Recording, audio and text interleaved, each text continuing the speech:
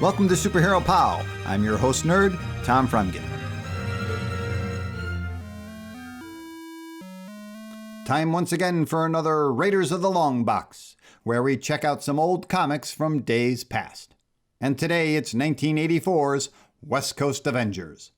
In this day and age, it's hard to remember a time when there was only one Avenger comic book.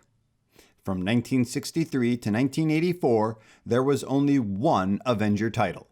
What happened in 1984? Well, Marvel decided to expand Avenger coverage with a Los Angeles team. Enter the West Coast Avengers. Before starting its 102-issue run in 1985 with the likes of Steve Englehart and Roy Thomas, Marvel tested the waters with a 4-issue limited series. DC called them miniseries. Written by Roger Stern, with art by Bob Hall and Brett Breeding. The 4 issues were chock full of old Marvel goodness and obviously proved a hit. The team was led by Hawkeye, followed by his then-wife Mockingbird, an Avenger newbie, with returning Avengers Tigra and Wonder Man, sporting his Action Man jacket look, and the replacement Iron Man, Jim Rhodes. For a guest star, they had the hero who masqueraded as a villain, the Shroud. Alright, let's check out those issues. The series starts pretty much like a setup issue. Hawkeye, who is ecstatic about leading his own team, sends out invitations/summons, recruiting Iron Man, Tigra, and Wonder Man. As they get together in their new LA compound, the Shroud shows up, tailing Tigra.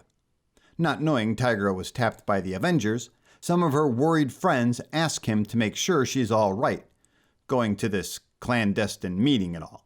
Of course, there's a fight, with the Shroud getting his ribs bruised, before Tigra can convince everybody that he's really a good guy. One thing I really like about this issue is the cover, which features characters who may or may not be on the team. One of the heads being Rom the Space Knight. Yeah, like that was going to happen. The second issue starts slowly as the team works on their teamwork, using Iron Man as the enemy in some war games. At this point, only the readers know that Iron Man is really Jim Rhodes, not Tony Stark. Meanwhile, Wonder Man has a run-in with a bank robber calling himself the Blank.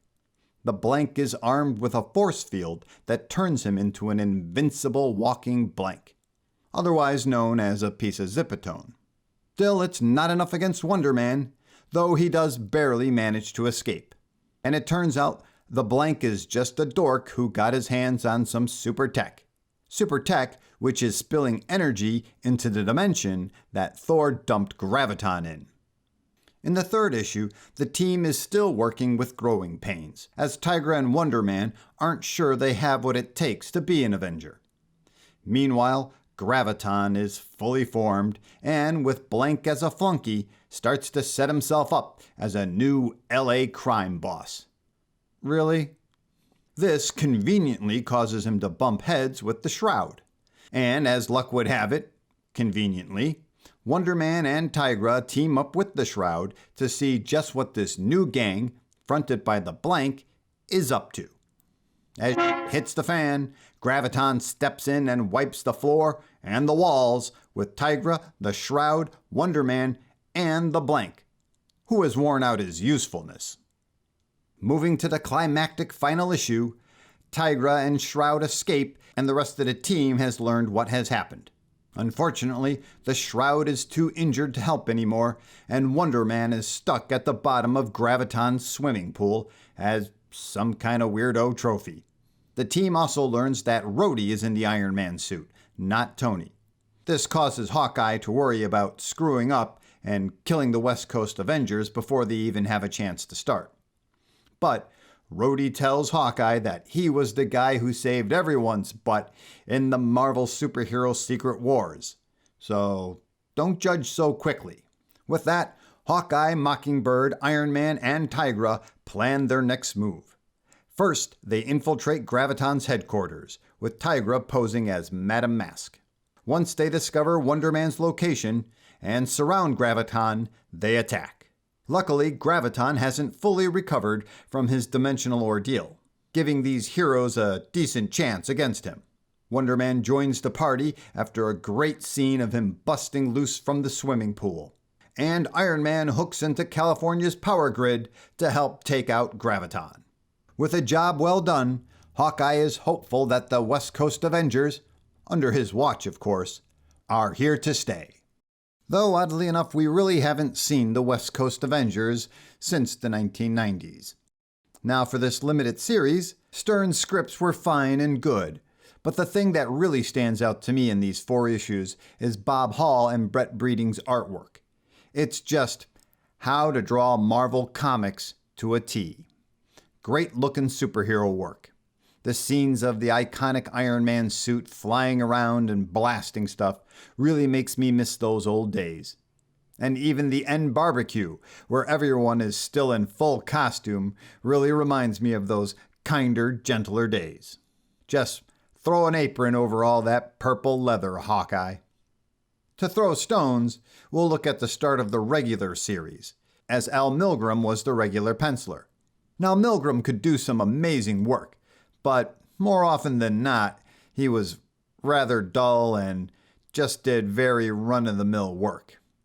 Also, Tony Stark in his silver armor was the Iron Man of the team, which is a shame, because Rhodey, in my opinion, worked really well with the team dynamic.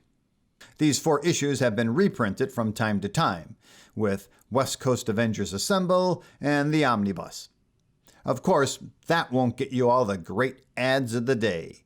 I'm talking movie posters like The Last Starfighter and Buckaroo Banzai. Video games like Frogger 2, Mario Brothers, and Star Wars the arcade game. You also had Secret War toys, Saturday morning cartoon lineups, Muppet Babies, Dungeons & Dragons, and Mr. T. You could even buy some diamond rings in these issues. But on a sad note, Jim Shooter wrote an editorial piece about the passing of Sol Bronsky, Stan Lee's behind-the-scenes man who helped make the Marvel Age. Now, while the West Coast Avengers wasn't an iconic run or anything, it was a lot of 80s Marvel fun. And it proved the industry could sustain another Avenger comic book, which is something we've been paying for ever since. Did you read much of the West Coast Avengers? Or are you hearing about it right now for the first time? Either way, thanks for spending time with me. And if you could be so kind to like, subscribe, and notify, I won't reveal that your children are actually manifestations of the Scarlet Witch's magic. Because, turns out, that can happen.